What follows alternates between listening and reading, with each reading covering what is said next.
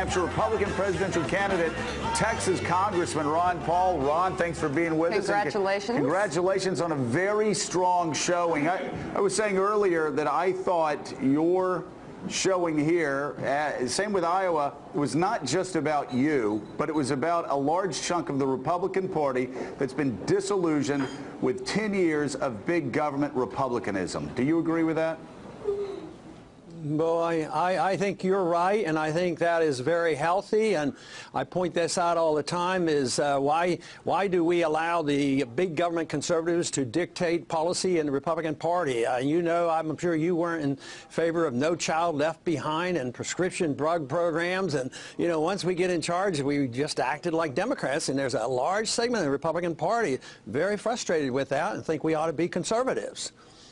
And so what's your message going forward to South Carolina? Because you've got a lot of establishment candidates that you're running against that are claiming to be the conservative alternatives that, one, supported that $7 trillion Medicare drug benefit plan without paying for it, two, supported No Child Left Behind, and three, are now attacking Mitt Romney for engaging in acts of capitalism. Oh, I'll tell you, all I can do is do my best in speaking out at the rallies and sending that message out, which we will continue to do. And I feel good that the momentum is building. It used to be hard, you know, to get the message out. But the fundraising is actually getting easier. It's always been pretty good for us to raise money because people do get enthusiastic. It comes from the small donors. But I think that's a powerful message. I thought they made a serious mistake yesterday on the other candidates. You know, I'm very critical of Governor Romney for some of his positions because he's not a small government person, but to attack him for, you know, falling through on a procedure which is real market-oriented to restructure corporations, that's a positive thing in economics. So I just wonder whether they're totally ignorant of economics or whether they're willing to demagogue just with the hopes of getting a vote or two. So, yeah, that didn't make a whole lot of sense there for what they were doing in the last couple of days. Congressman, let me tag off of something you just said. Let's talk about the front runner, clear now, Mitt Romney. Is he a big government conservative, or how would you characterize him? I would think so. I mean, if you go by his record, he certainly couldn't be governor of Massachusetts and really be a strict conservative. And, you know, I think that's been rehashed quite a few times on the positions he held as governor and the positions he holds now. So, and he may well have changed the position, but it raises these questions. How many times do the Republicans get stung?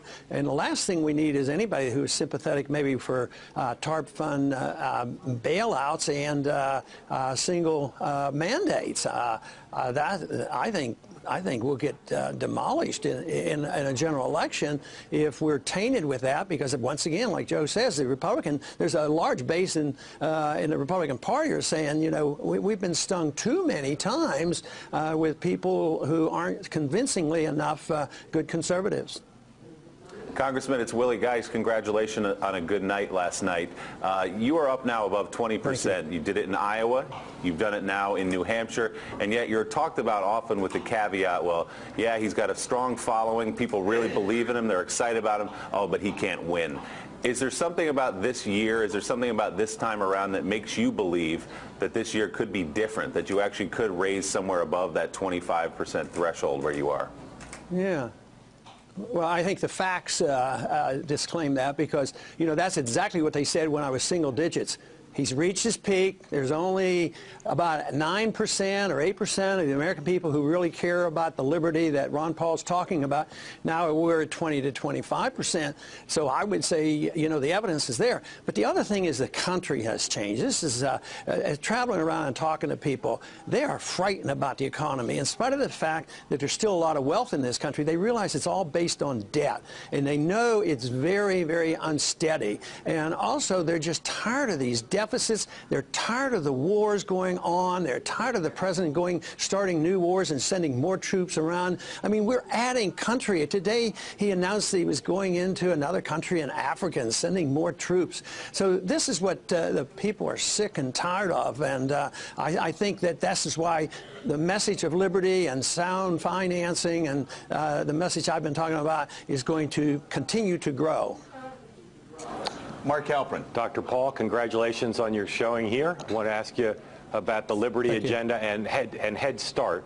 Is that a program you think is constitutional, and would you support it, continuing it, if you were elected president? No, it's not constitutional, but I wouldn't put that on lists. You know, if we want a perfectly free society, you can't wave a wand and get everything you want. So you have to work our way out of this. You know, Social Security and these other programs are unconstitutional, but I believe I'm the only one that has a program that would protect it so that we can work our way out of it and hopefully, you know, take care of these programs. But Head Start, you know, some conservatives would say, yeah, let's cut Head Start and say we're cutting something. No, we have to cut the big things, cut 5 departments, cut some of this occupation overseas and these senseless wars, and then try to work our way out and take care of people who become so dependent. The Federal Reserve is unconstitutional, but my position isn't to close it down in one day. My position is to give it competition and expose it for what it is and audit the Fed and work out a better monetary system. So I think those that's a much more reasonable approach than to say, pardon me? But if you had your way, you'd eliminate Head Start. Well, you know, you're just putting words in my mouth. I don't know what your goal is. I just explained myself very clearly. Technically, it's unconstitutional. Ultimately, if we want to be strict constitutionalists and we have support of the people and we want to move in that direction and prove that a Head Start program could be privatized or localized, yes, that's the case. But to make everything I'm saying that, oh, Ron Paul's out to stop Head Start, you're missing my whole point. I mean, it's a total distraction on what you're talking about. All right, Ron, I want to thank you for being with us. Congratulations on the strong showing last night. And when you come back next time, I would love to talk about what the Congress can do over the next year to make sure we don't add another $1 trillion in debt like we did in 2011. I don't think that's why a lot of conservatives voted for their conservative members back in the 2010 elections. Yeah, Joe, what they need is a backbone. That's what they need, and they need to wake up, and the people need to wake up the Congress so they act more properly. Thank you for being on the show this morning. Conservatives in Congress do need a backbone. Thank you so much, Ron. We greatly appreciate it. Still ahead this morning from Manchester, New Hampshire, Chris Matthews is going to be on